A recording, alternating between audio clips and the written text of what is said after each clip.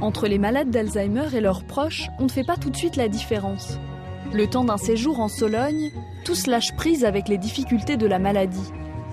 Au programme, balades, initiation au golf et visites culturelles. Et puis ces étangs en fait sont tous artificiels. Ils ont été construits par des moines qui sont venus au XIe siècle dans la région pour la défricher. Et puis Bénédicte Wamberg a dû arrêter son travail d'infirmière quand la maladie s'est déclarée, à l'âge de 57 ans. Parce que s'il y a trop de plantes... Aujourd'hui, à 63 ans, elle est très diminuée sur le plan cognitif. Mais son mari, Jean, prend soin d'elle. C'est pas un chat, c'est quoi? Et s'efforce de lutter contre les troubles de la mémoire. C'est un rat. C'est difficile.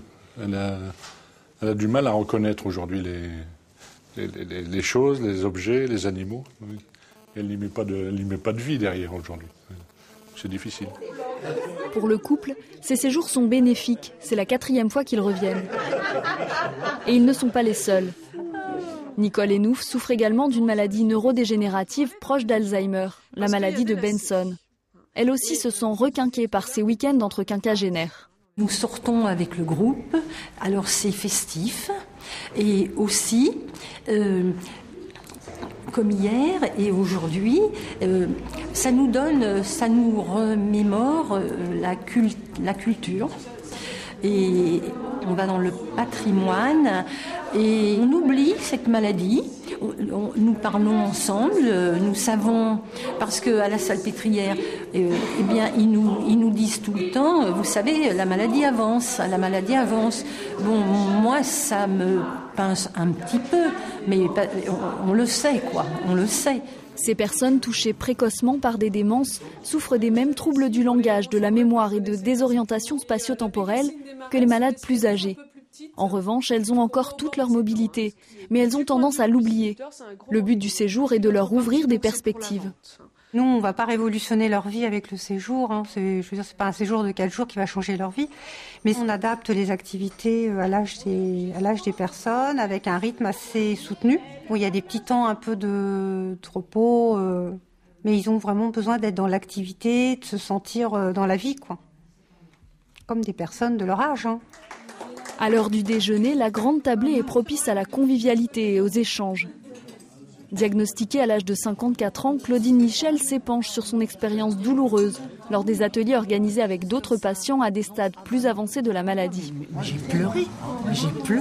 J'ai dit je ne veux plus aller dans cet atelier. Mais il y a un tel écart d'âge dans toute cette population que moi, par moment, je me rebiffe parce que je me dis, mais nom de Dieu, moi je ne suis pas encore comme ça. Même si j'ai des difficultés, je vais encore me battre pour y arriver. Chez ces patients encore jeunes et en bonne forme physique, les retentissements de la maladie sont immédiats et la perte d'indépendance très difficile à digérer. Et d'un seul coup, on vous dit, ah oui, mais non, là, ça, maintenant, c'est terminé. Comment ça, je suis terminée? Comment ça, je peux plus prendre ma voiture. Pression des voix, elle dit tout de suite, ah non, c'est terminé. Alors là, par contre, j'ai beaucoup pleuré. Je l'ai encore là. Parce que là, on n'a plus d'autonomie. On est toujours, même si on a des gens sympas autour de vous, c'est plus l'autonomie qu'on a. Pour les aider à accepter la maladie, un groupe de parole avec une psychologue leur est proposé. Oui, c'est sympa. À nos conjoints, des fois ils ont ras-le-bol de nous porter, de faire attention à nous. Et alors, dès qu'ils peuvent partir tout seuls, ils sont contents. Mais nous, qu'est-ce qu'on est contente d'être seuls? C'est pareil. De leur côté aussi, les aidants ont un lieu pour s'exprimer. Jean Wamberg s'occupe de sa femme depuis 6 ans. Avec le temps, il a accepté de se faire aider et de placer Bénédicte 2 jours par semaine dans une structure d'accueil. J'ai abandonné un petit peu cette notion de culpabilité. Ça peut arrêter beaucoup de monde de confier son malade à quelqu'un, mais je crois que c'est plutôt salutaire, pour les deux d'ailleurs. Moi, il m'a fallu 2 ans pour mûrir un petit peu la situation et voir ce qui m'arrivait, quoi. Au pas du cheval de trait, les malades et leurs proches oublient leur pathologie. Essayez de trotter un petit peu, vous me dites si ça secoue trop. D'accord ? Allez, Martin. Tous parviennent à savourer l'un des moments forts du séjour, la balade en calèche à travers les forêts et les étangs de Sologne. Mais si, c'est drôle, allez. va bientôt voir un éléphant.